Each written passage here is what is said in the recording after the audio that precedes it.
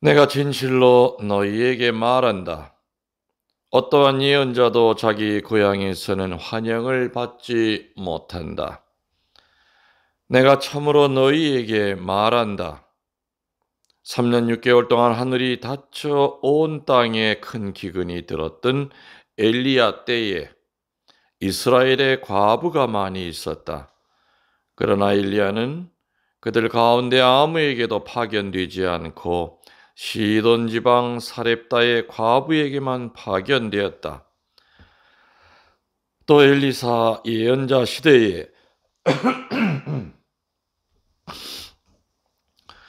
이스라엘에는 나병 환자가 많이 있었다.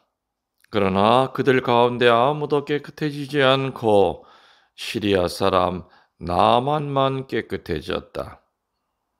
회당에 있던 모든 사람들은 이 말씀을 듣고 화가 잔뜩 났다. 그래서 그들은 들고 일어나 예수님을 고을 밖으로 내몰았다. 그 고을은 산 위에 지어져 있었는데 그들은 예수님을 그 벼랑까지 끌고 가 거기에서 떨어뜨리려고 하였다. 그러나 예수님께서는 그들 한가운데를 가로질러 떠나가셨다. 주님의 말씀입니다. 혹시 여러분들 아십니까? 신부님들을 인사 발령할 때 불문율이 하나가 있어요. 인사 이동시킬 때 어느 교구든지 마찬가지. 그 불문율이 하나 있는데 혹시 아세요? 그 불문율을? 고향으로 확인하지 않는. 그렇죠. 그렇죠. 사제를 파견할 때는 절대로 출신 본당 그쪽으로 본당 신부를 안 내보냅니다. 본당 신부만이 아니라 또 보호자 신부도 마찬가지. 그게 가톨릭의 전통이에요. 이런 불문율이 생긴 근원이 바로 오늘 성경 말씀 때문에 그렇다 이거예요. 그렇죠? 성경 말씀 때문에. 예수님의 고향이 어디입니까? 아시죠, 여러분들? 오늘 어디라고 나와요? 예수님의 고향? 서운동? 어디예요? 인천? 나자렛. 맞죠? 오늘 회당에서 가르쳤다고 그랬는데 이 회당이 나자렛 회당이에요. 고향에 있는 회당이에요. 맞죠? 고향 나자렛 회당에서 고향에 왔으니까 얼마나 지극정성으로 설교하셨겠습니까? 자, 근데 이제 여러분들 예수님이 고향 나자렛에서 지극정성으로 설교하셨는데 그때 회당에 모인 사람들의 그 마음은 어떤 마음으로 모였을까? 첫 번째는 궁금해서 모였어요. 그리고 두 번째는 사실을 확인하고 싶어서 많은 사람들이 모였던 겁니다. 뭐가 궁금해서 또 뭘 확인하고 싶어서 그렇게 많은 사람들이 모였을까요? 정말 내가 알고 있는 그 사람인가 저 사람이 한 동네 어릴 때부터 같이 컸던 그 친구인가 그거 확인하고 싶어서 많이 모인 거예요. 그리고 또 뭐 얘기를 들어보니까 말을 또 그렇게 잘한다는 거야. 그 소문이 다른 마을에서도 또 들려와.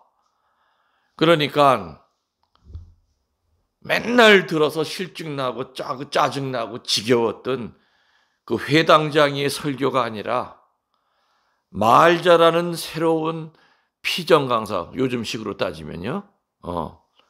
이 피정 강사가 온다는 말에 동네 사람들만이 아니라 다른 동네 사람들까지도 다 몰려왔던 거예요.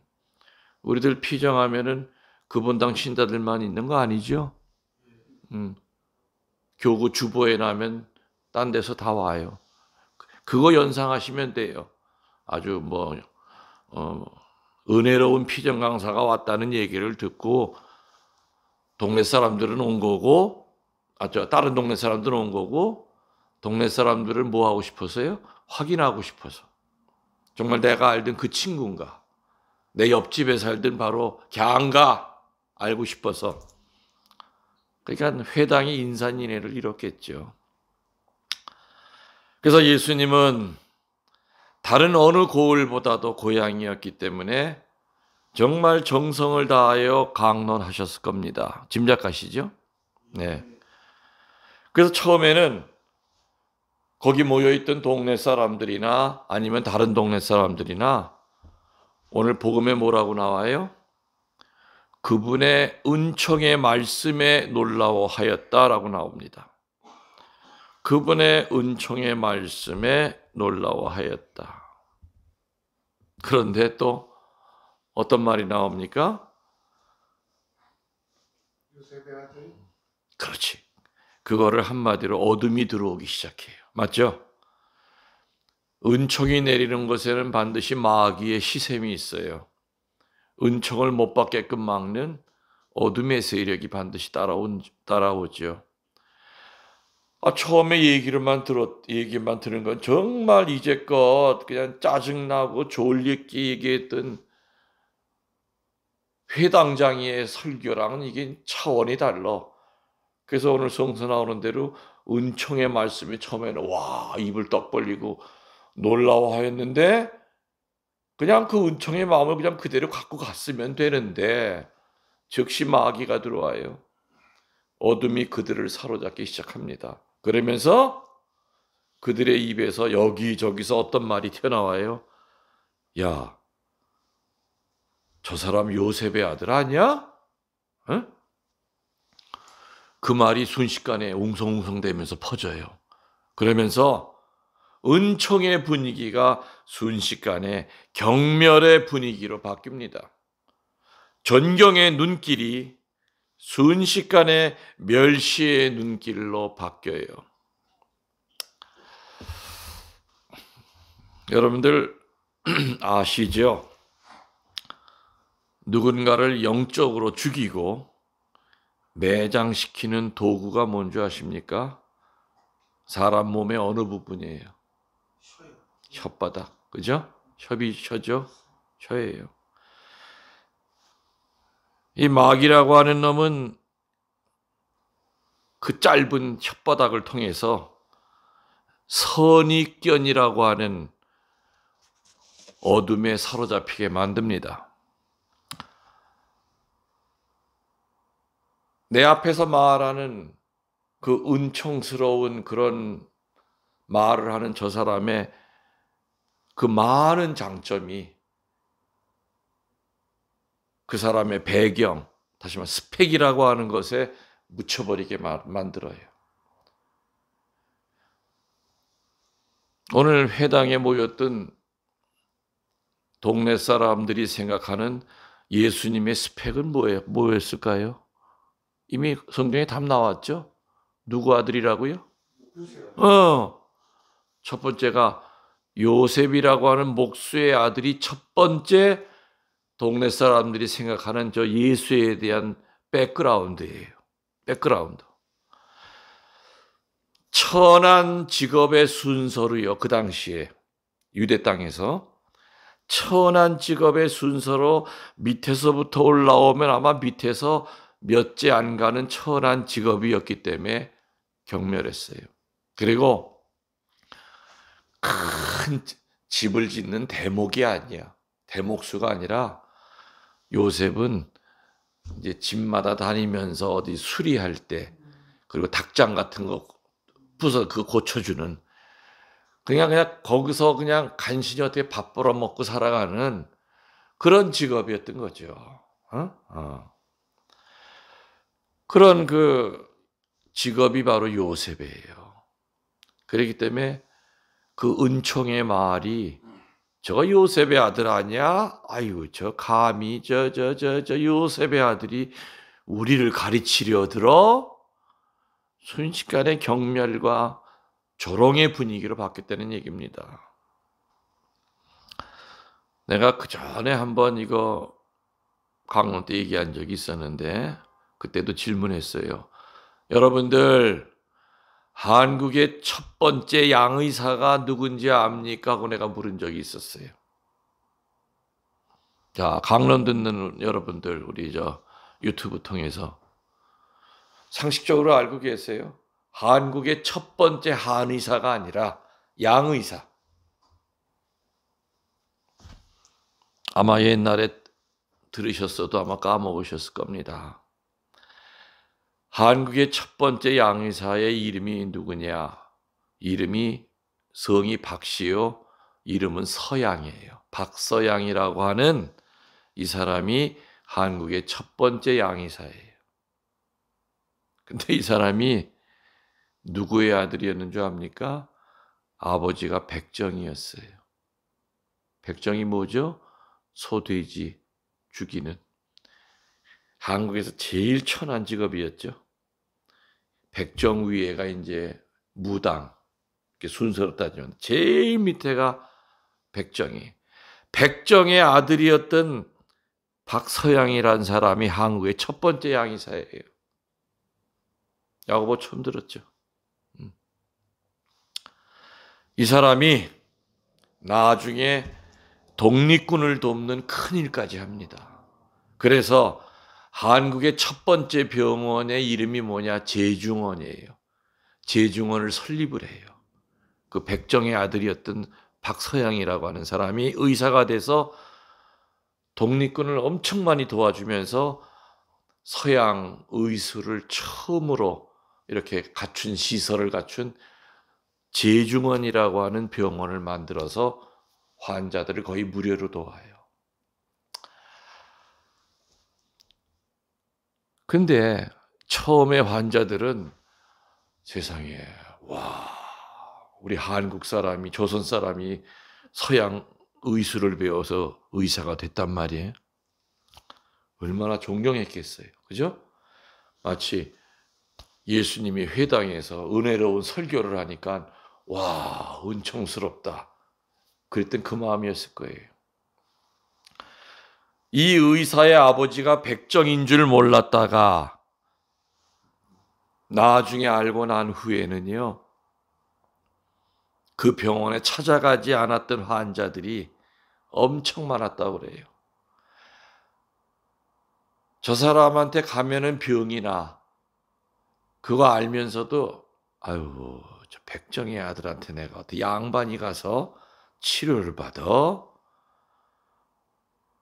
병원 문을 닫을 정도로, 제중원의 문을 닫을 정도로 박서양이라고 하는 그 사람의 실력은 두 번째 문제야. 백그라운드가 안 좋아. 애비가 백정이야. 소 때려잡는. 아이고 저 천한 것한테 가서 어떻게 내가 내 몸을 보여? 물론 나중에는 뭐 다시 환자들이 찾아왔었지만은 예수님이 오늘 나자렛 고향에서 이렇게 천대와 멸시를 받는 거 보고 저는 이 박서양이 생각이 났었던 거예요. 아, 이 사람들도 그렇겠다. 저 요셉의 목수의 아들 아니야? 저 백정의 아들 아니야? 똑같은 거죠. 물론요, 그 사람의 출생, 가문, 재산 이런 것들이 그 사람의 어떤 인격 형성에 많은 영향을 주기도 합니다. 맞죠? 아버지한테 어떤 인성을 갖고 좋은 점을 받았느냐. 그래서 그 집안도 중요하긴 중요한 거예요. 영향을 주기는 해요. 그러나 사람들을 평가할 때 지극히 외부적인 것, 지극히 우발적인 것, 또 겉으로 보이는 그 집안의 어떤 그 스펙, 이런 것에 의해서만 평가하겠다고 하는 그 유혹에 넘어가서는 특히 우리 믿는 자들은 절대로 안 된다는 겁니다. 아멘.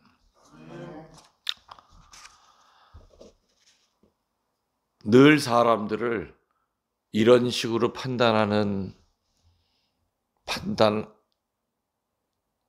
쉬워요, 어려워요? 그게 만약 우리 그 유혹에 넘어가죠, 사실은. 에? 하다못해 뭐 텔레비전에 나오는 뭐 정치인을 보더라도 그 사람의 실력보다는 그 주변에 떠도는 뭐 그 뭐 아버지에 대한 얘기, 뭐 집안 얘기, 그 참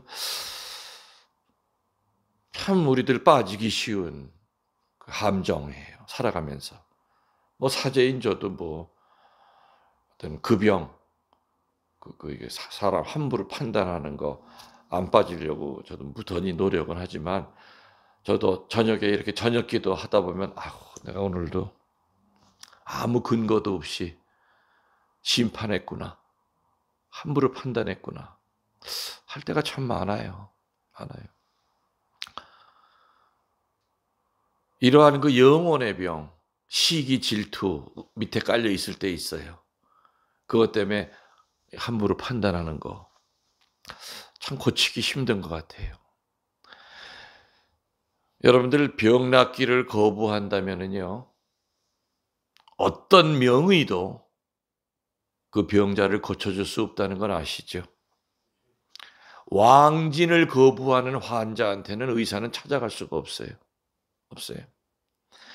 나자렛 사람들은 중병을 앓고 있었지만 본인 자신들이 병이 든 줄도 몰랐고 병든 고향 사람들을 낫게 하려고 명의가 찾아왔는데도 무시하고 오늘 복음에 어떤 말 나와요? 절벽으로 몰아서 절벽으로 떨어뜨려 죽이려고까지 해요. 살인까지 하려고 했어요. 이 말이 되는 얘기입니까? 이 세상에. 예? 아버지가 요셉이라고 하는 그 요셉이 목수라고 하는 그건 죄도 아니지만 그 백그라운드를 가진 저놈이 우리를 가리켜 아주 모욕을 느꼈다고 생각한 거예요. 그래서 그냥 완전히 군중 심리로 군중은 우중이라고 그래요. 군중은 어리석을 수가 있어요. 그래서 예수님은요, 사실은 고향 사람들한테 살인당할 뻔했던 거예요. 근데 예수님은 그냥 한가운데로 빠져나왔다. 그때 아마 누가 돌을 던지려고만 시작했다면은 우르르 아마 돌 던졌을 거예요. 그리고 한 놈이 정말 확 밀어제꼈 다면은 예수님은 진짜 끝도 없는 유대인들의 마을은 대개요 이 산 중턱 아니면 꼭대기에 있어요. 그 지금도 뭐 그 유대 가면은 이렇게 보면은 이렇게 평지가 유대는 평지가 없어요. 이렇게 야산 나무도 없는 야산 위에 집들이 이렇게 있어요. 똑같아요. 2000년의 지금이나 참. 치유시키려고 예수님이 찾아갔는데도 예수님 무시하고 죽이려고까지 했으니 예수님이 고쳐줄 재간이 없죠. 그래서 오늘 성경은 뭐라고 어떤 말이 나와요? 다시는 나자렛에 가지 않았어요. 여기에서 아까 내가 처음에 가톨릭이 사제들을 이동시킬 때 불문율이 나온 거예요. 에? 불문율이. 지금은 이제 우리 집안이 다 천주교, 뭐 외가 쪽, 친가 쪽이가 천주교 신자가 됐지만 아버지, 엄마서부터 이제 처음 천주교를 믿으니까 아주 골이 타분한 유교 집안이거든. 우리 집안도. 그러니까 신부돼 가지고 글쎄요. 집안 어른들이 내 기억으로 신부돼서 한 14, 15년까지도 그런 얘기를 했어. 이제 집안 행사 때 가면은 어른들한테 큰절하지 않습니까? 그럼 어른들이 이렇게 아이고 자네 이제 신부 생활 할 만큼 했으니 장가 가야 되잖아. 물론 신자들은 아니었죠. 아니 산의 대장부로 태어나서 씨를 남겨야지. 에? 자네가 뭐 어디 고자야? 어디가 뭐 모자라? 허우대 번듯한 사람이 그래 이제 좋은 거 할 만큼 했으니 이제는 장가가 우리 집안에서 이렇게 규수 하나 준비해 놨어. 그러니까 사실 고향에 가면 저도 사실은 처음에는 뭐 이 말빨이 안 쓰는 거야, 이게. 그러니까 예수님 마음이 이해가 되죠. 사실은요, 사제의 예수님의 한 고향 사람이었다는 거, 그리고 예수님의 친척이었다는 것만으로도 구원되느냐? 안 돼요. 그죠? 예수님과 한 동양 사람이라는 것만으로 얹혀서 이렇게 구원 안 된다는 얘기예요. 여러분들 성서에 그거 나오는 거 아시죠? 예수님이 어느 집에 있을 때 친척들과 그 형제들과 성모님이 예수님 찾으러 와요. 왜 찾으러 온 줄 아세요? 친척들의 귀에 예수가 미쳤다는 소리를 들었기 때문에. 그래서 성모님한테 아이고 이모 걔 빨리 끌고 나와. 어디 저 정신병원에 입원시켜야 돼. 우리 얘기 듣지도 않아요. 이모가 빨리 앞장서서 빨리 가. 걔 어느 집에 지금 있대. 그 미친놈 주변에 사람만 바글바글 하대. 다 미쳤대. 그래서 그 예수님 끌으러 온 거예요. 성모님 마지못해 성모님 앞세워서 그냥 성모님 끌려 나온 거예요. 그러니까 예수님과 한 고향이었다는 것만으로, 예수님과 친척들이었다는 것만으로는 절대 구원 못 받는다는 얘기죠. 더 풀이하면은 사제의 부모라는 것, 신학생의 부모라는 것만으로, 또 내가 구교 신자라는 것만으로 절대 구원되는 게 아니라는 그 얘기입니다. 오히려요, 사제 수도자들이 많이 나온 본당에서는 본당 신부하는 게 힘들어요. 우리 청주교구에서만이 아니라 전국에서 신부 수녀 제일 많이 나온 데가 우리 교구에 있어요. 어딘지 아시죠? 내가 있던 감고. 신부 수녀가 한국에서 제일 많이 나온 데예요. 거기가. 그런데 청주교구 신부들이 사실은 내가 가기 전까지 제발 거기로는 발령이 안 났으면 했던 데가 어디지 아세요? 감곡이에요. 내 기억으로도 임기를 못 채운 신부고 임기를 못 채우고 중간에 간 신부님들이 꽤 많아. 그리고 감곡 신자들 이렇게 보면은 자식 가운데 신부 수녀 있는 사람들이 너무 많아. 사실 내 아들이 신부면은 아들 생각해서, 내 딸이 수녀면은 내 딸 수녀 생각해서 더 존경해야죠.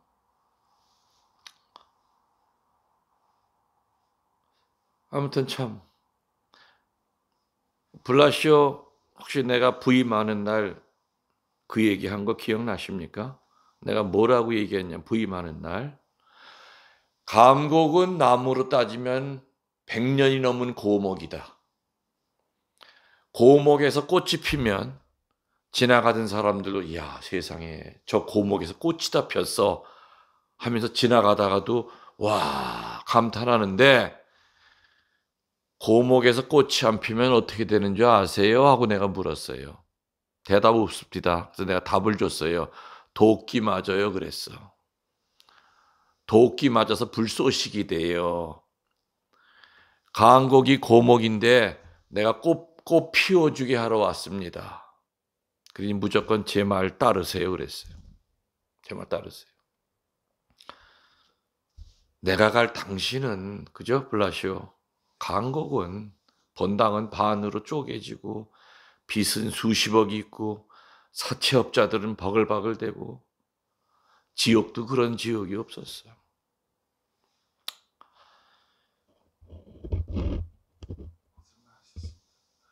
진짜 뒤돌아보면은 사제들이 많으셨다는데.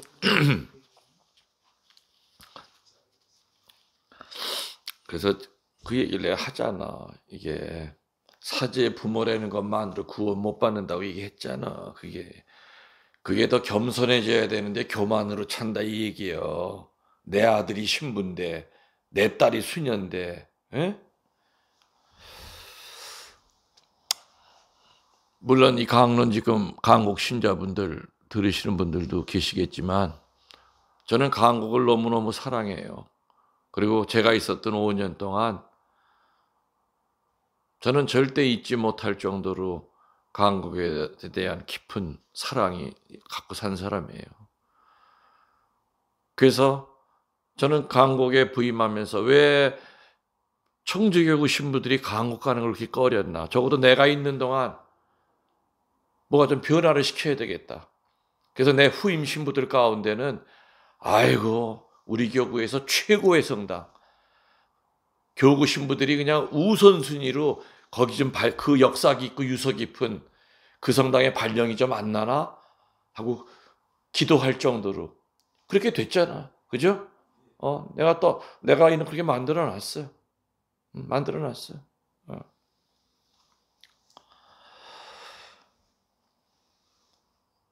선입견에 사로잡혀 경멸하는 분위기 속에서는 평화를 만들 수 없어요. 내가 강국을 얼마나 사랑하기에 은퇴한 다음에도 거기서 내가 여생을 마치려고 가겠습니까?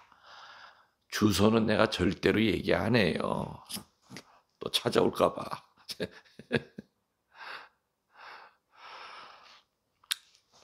여러분들,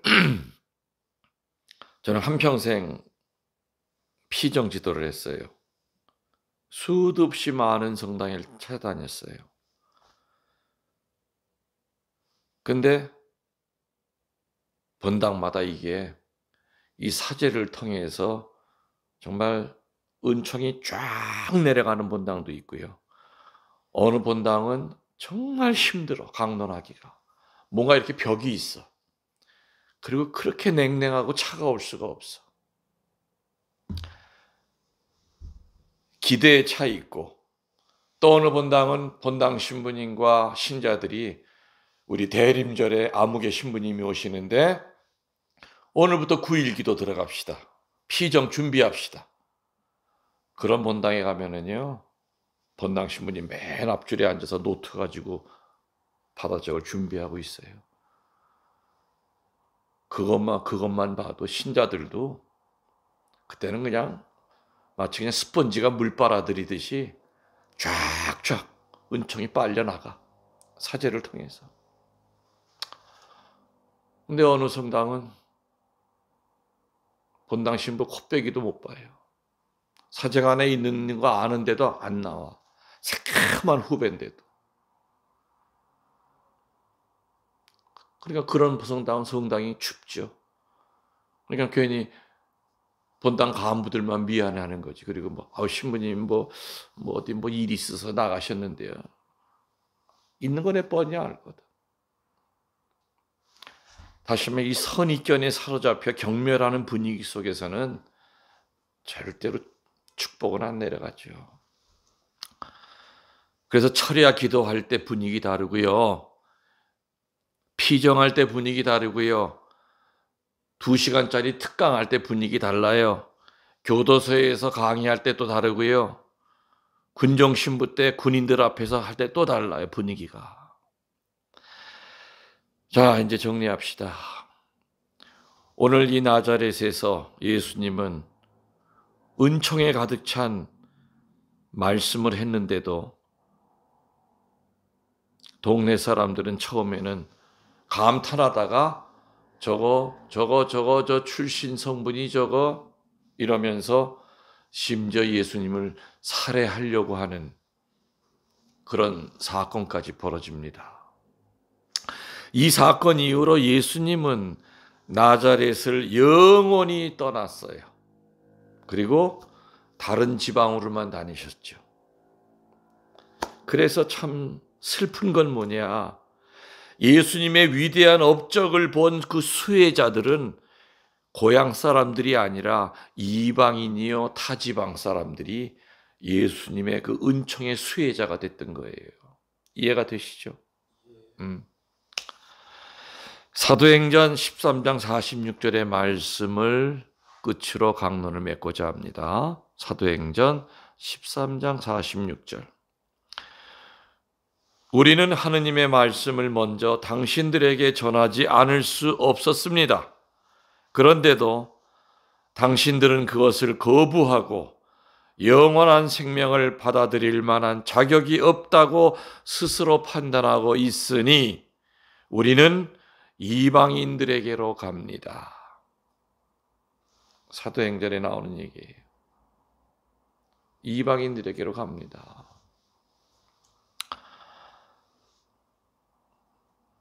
은총의 불감증, 말씀의 불감증, 죄의 불감증, 제가 참 피정 때 많이 얘기한 거죠.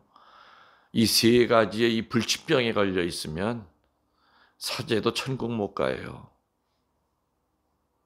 그 직책이 주교라 하더라도 이 세 가지의 불치병에 걸려 있으면 천국 못 가요. 나자렛 사람들은 이 세 가지의 불치병에 다 걸려 있었어요. 말씀을 거부하는 말씀의 불감증.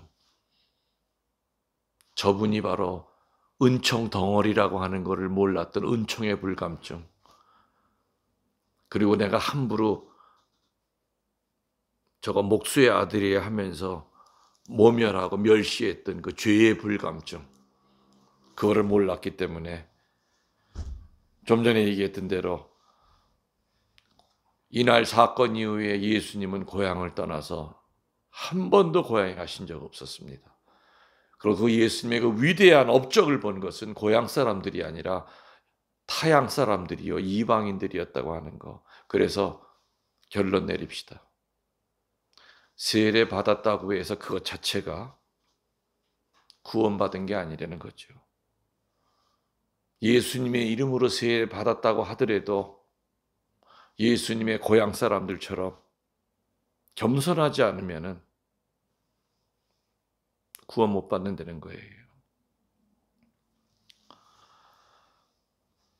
그래서 혹시 우리들의 마음 안에 이 나자렛 사람들처럼 하루에도 수도 없이 선입견이라고 하는 이 어둠의 노예에 빠져서 이제껏 살아가면서 아무 근거도 없이 그냥 얼마나 많은 사람들을